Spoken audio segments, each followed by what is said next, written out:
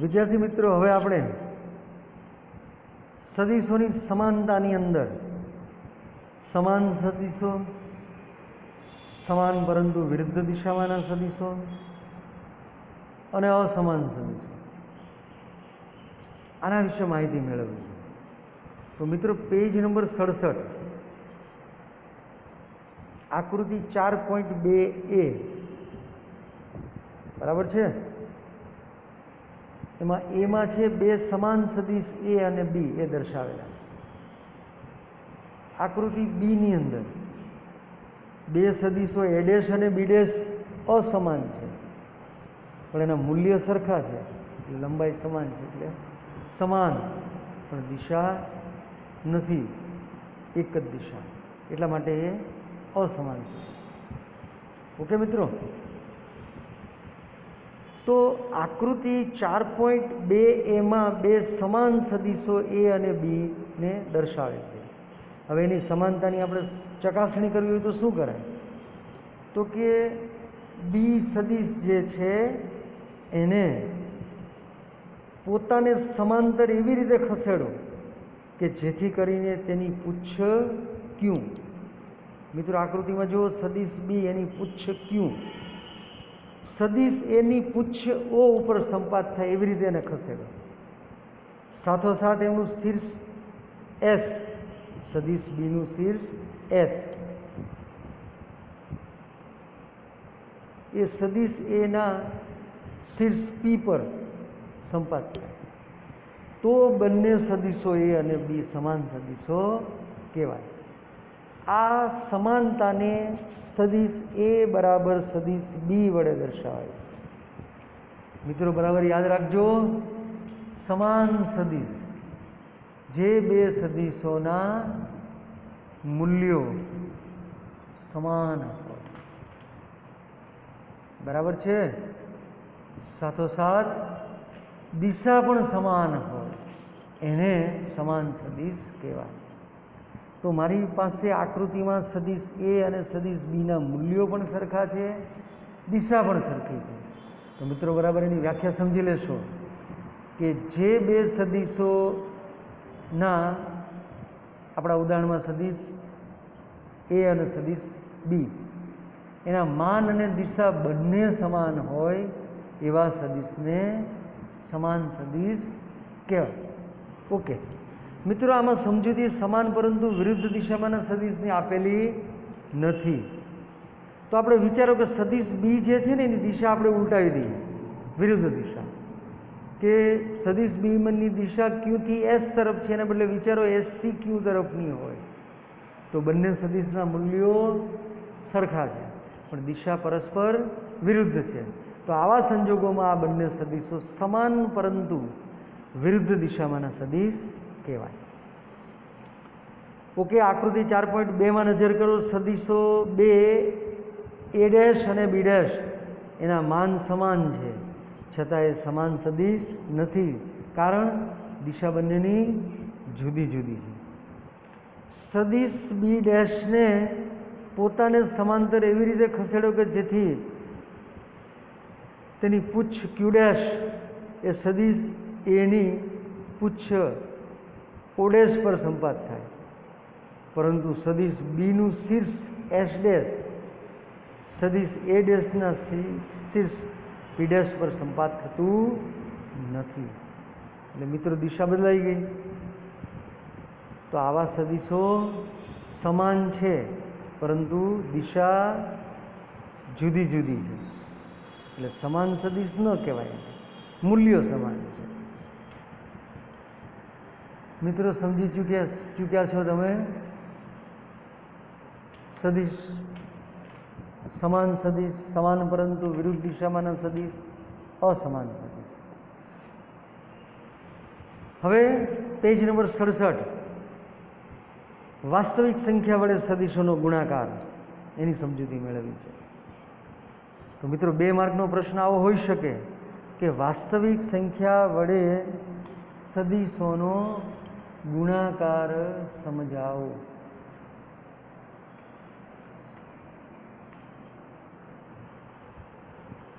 કોઈ એક સદીશ કેપિટલ એનો ધન સંખ્યા લેમડા સાથે ગુણાકાર કરીએ તો મળતા સદિશનું મૂલ્ય લેમડા ગણું થઈ જાય, પરંતુ તેની દિશા સદિશ એની દિશામાં જ રહે છે. તો મિત્રો, તમે જ્યારે કોઈ સદિશને ધન સંખ્યા વડે ગુણો છો તેનું મૂલ્ય જે ધન સંખ્યા છે, ધારો કે આપણી પાસે લેમડા છે તો લેમડા ગણું થઈ ગયું, પણ દિશા તો સદિશ એની દિશામાં જ થઈ. જોઈ શકો છો, મોડ ઓફ લેમડા એ બરાબર લેમડા ઇન્ટુ મોડ ઓફ એ, જો લેમડા ઇઝ ગ્રેટર ધેન 0.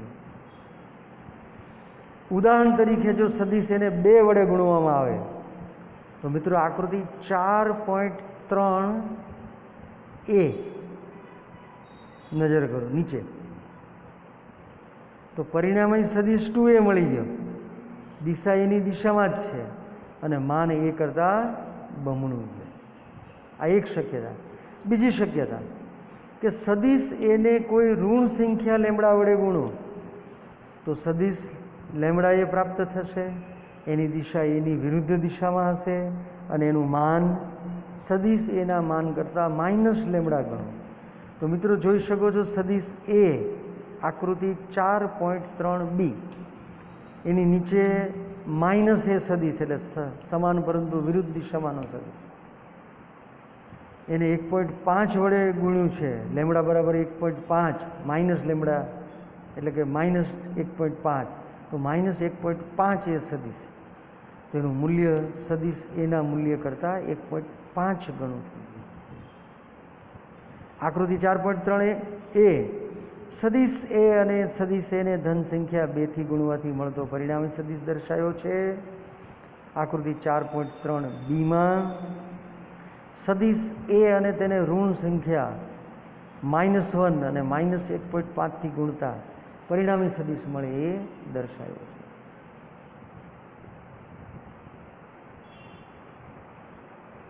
જો કોઈ સદિશ એને ઋણ સંખ્યા ધારો કે -1 અને -1.5 વડે ગુણવામાં આવે તો મળતા પરિણામી સદિશ આકૃતિ 4.3bમાં જે દર્શાવ્યું છે એ મુજબ મળે છે. ત્રીજી શક્યતા મિત્રો, સદિશ એની સાથે ગુણાકારમાં લેવાતો ગુણાંક કોઈ ભૌતિક પરિમાણ દર્શાવતો અદિશ પણ હોય તો શું થાય?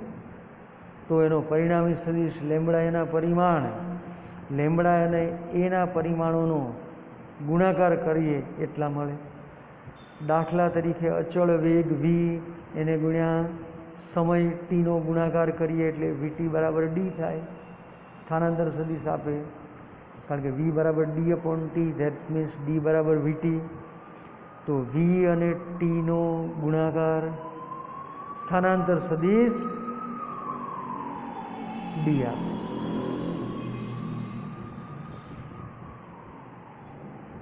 નવો ટોપિક 4.4 સદિશોના સરવાળા અને બાદબાકી.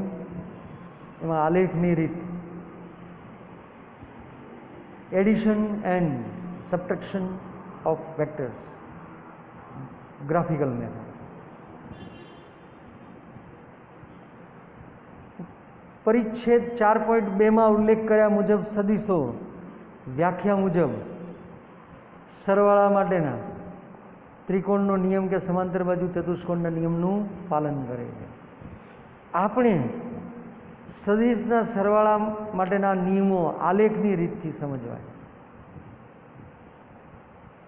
તો કે આકૃતિ 4.4a બરાબર છે, એમાં દર્શાવ્યા પ્રમાણે એક સમતલમાં રહેલા 2 સદિશો એ અને બીનો વિચાર કરો. આકૃતિ 4.4a સદિશ એ અને સદિશ બી દર્શાવ્યા છે. આ સદિશોને દર્શાવતા રેખાખંડોની લંબાઈ સદિશોના માનના સમપ્રમાણમાં હોય છે.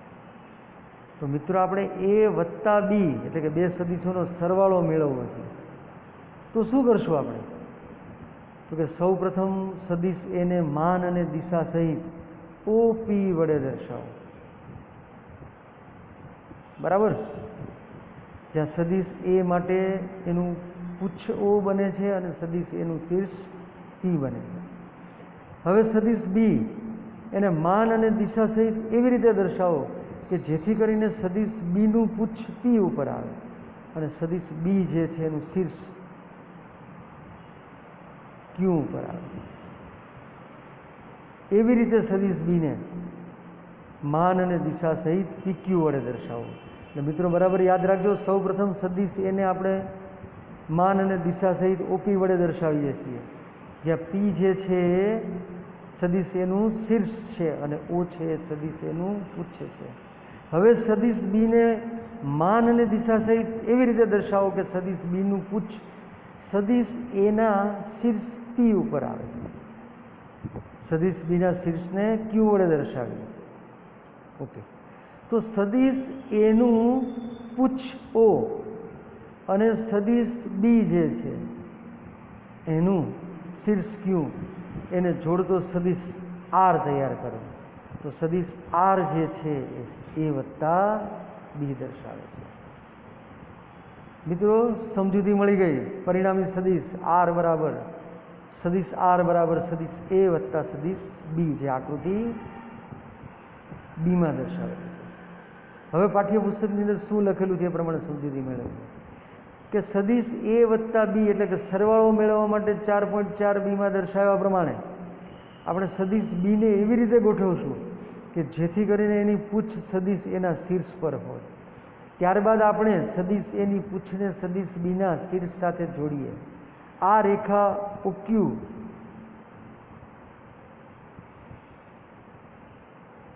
પરિણામી સદિશ કેપિટલ આર સદિશ દર્શાવે છે, જે સદિશો એ અને બીનો સરવાળો છે. સરવાળાની આ પ્રક્રિયામાં કોઈ એકના શીર્ષ પર બીજાને પુચ્છ ગોઠવાતા હોવાથી આ આલેખીય રીતને શીર્ષથી પુચ્છ રીત પણ કહે છે. સદિશોના સરવાળાની આ રીતમાં બે સદિશો અને એમનો પરિણામી સદિશ ત્રિકોણની 3 બાજુની રચના કરતા હોવાથી તેને સદિશ સરવાળા માટેની ત્રિકોણની રીત પણ કહે છે.